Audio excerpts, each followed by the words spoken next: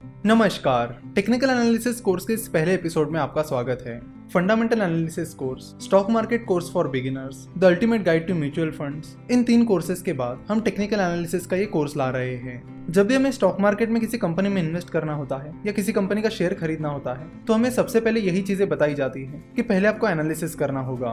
फिर हमारे दिमाग में अगला सवाल ये आता है कि एनालिसिस कैसे किया जाता है, कौन कौन से टाइप्स के एनालिसिस होते हैं और किन सिचुएशंस के लिए कौन सा एनालिसिस हमें करना चाहिए। तो आपको बता दूं कि बेसिकली 2 तरह के एनालिसिस होते हैं, टेक्निकल एनालिसिस और फंडामेंटल एनालिसिस।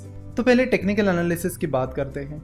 टेक्निकल एनालिसिस में कंपनी के शेयर प्राइस और कंपनी के वॉल्यूम का एनालिसिस किया जाता है और उनका एनालिसिस करके उस कंपनी की फ्यूचर प्राइस को प्रेडिक्ट किया जाता है। वही फंडामेंटल एनालिसिस का तरीका अलग होता है। जिन लोगों ने फंडामेंटल एनालिसिस का कोर्स किया है उन्हें फंडामेंटल एनालिसिस की डिटेल जानकारी मिल गई होगी। फिर भी जिन लोगों को फंडामेंटल एनालिसिस पता नहीं है उनके लिए हम फंडामेंटल एनालिसिस के कुछ बेसिक चीजें रिपीट करते हैं। तो फंडामेंटल एनालिसिस में कंपनी के मैनेजमेंट का एनालिसिस किया जाता है कि कंपनी का मैनेजमेंट कैसा है, उनके एथिक्स कैसे हैं, कंपनी कॉर्पोरेट गवर्नेंस को फॉलो करती है या नहीं करती है।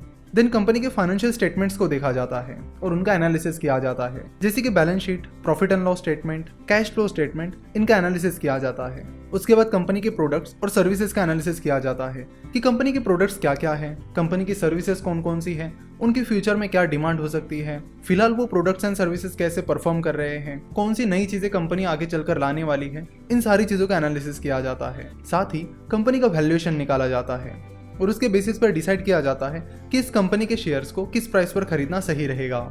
चलो तो टेक्निकल एनालिसिस और फंडामेंटल एनालिसिस के इस डिफरेंस को एक एग्जांपल की मदद से समझते हैं।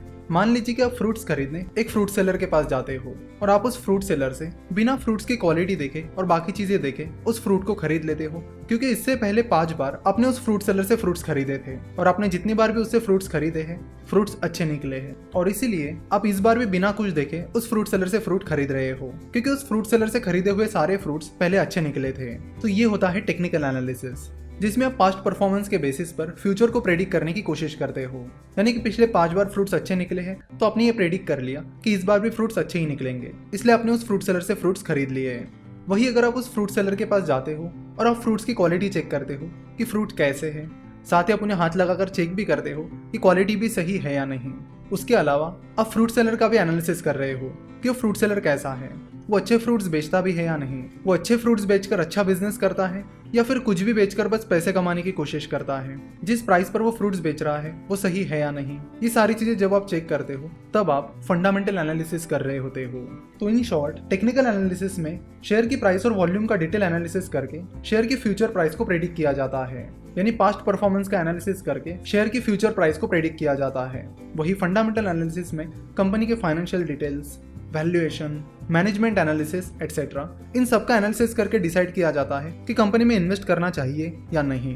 तो टेक्निकल एनालिसिस को शॉर्ट टर्म के लिए यूज किया जाता है, यानी अगर आप ट्रेडिंग करना चाहते हो या शॉर्ट टर्म के लिए शेयर खरीदने की प्लानिंग कर रहे हो तो आपको टेक्निकल एनालिसिस करना होता है, और लॉन्ग टर्म के लिए इन्वेस्ट कर रहे हो तो आपको फंडामेंटल एनालिसिस करना होता है।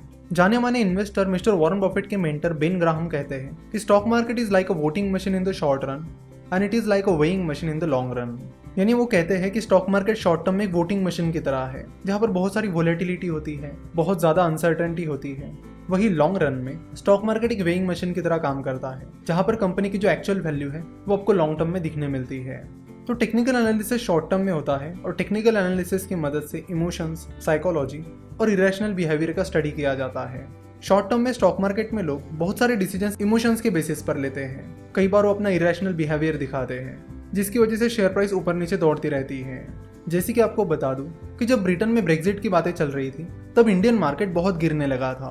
अगर आप देखोगे तो ज्यादातर इंडियन कंपनीज का ब्रेक्जिट से डायरेक्टली और इनडायरेक्टली कोई लेना देना नहीं था। उसके बाद भी ब्रेक्जिट की न्यूज आते ही स्टॉक मार्केट गिरने लगा था, लगभग सारी कंपनीज के शेयर प्राइसेस गिरने लगी थी। तो शॉर्ट टर्म में ये जो चीजें होती है वो लोगों के इमोशंस की वजह से और लोगों के इरेशनल बिहेवियर की वजह से होती है।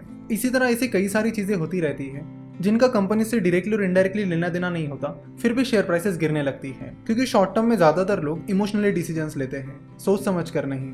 तो टेक्निकल एनालिसिस इमोशंस और इरेशनल बिहेवियर का स्टडी करती है और हिस्ट्री के बेसिस पर फ्यूचर का प्रेडिक्शन करती है। चलो तो टेक्निकल एनालिसिस को कुछ और एग्जांपल्स की मदद से समझते हैं।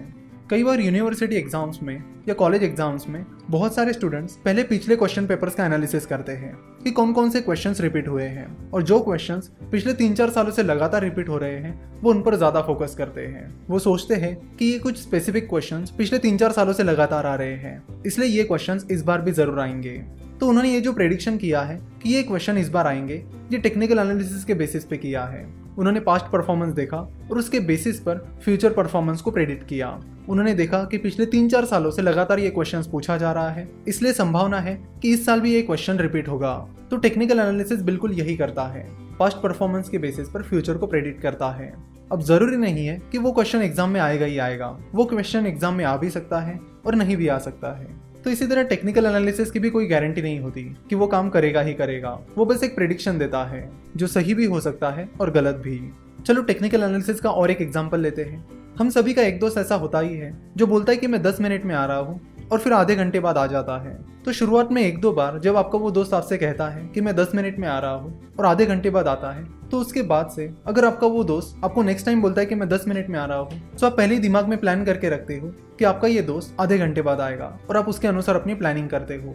तो अगेन आपने ये जो डिसीजन लिया है वो टेक्निकल एनालिसिस के बेसिस पर लिया है। तो ये था टेक्निकल एनालिसिस का इंट्रोडक्शन। नेक्स्ट पार्ट में हम टेक्निकल एनालिसिस की हिस्ट्री के बारे में बात करेंगे, उसके बाद हम जापानीज कैंडलस्टिक चार्ट के बारे में बात करेंगे और उसके अलग अलग टर्मिनोलॉजीज के बारे में भी जान लेंगे। तो आज यहीं पे रुकते हैं और आशा करते कि आपको टेक्निकल एनालिसिस क्या होता है ये समझ में आया होगा। तो नेक्स्ट लेक्चर से हम टेक्निकल एनालिसिस को शुरुआत करेंगे। स्टॉक मार्केट, म्यूचुअल फंड और फाइनेंस के बारे में और जानकारी के लिए आप हमारी वेबसाइट www.finnovations.com विजिट कर सकते हो। आप हमें इंस्टाग्राम पर भी जरूर फॉलो करिए, वहां पर हम कई सारे इंटरेस्टिंग ग्राफिक्स और इमेजेस अपलोड करते रहते हैं। हमसे जुड़े रहने के लिए आपका बहुत बहुत धन्यवाद।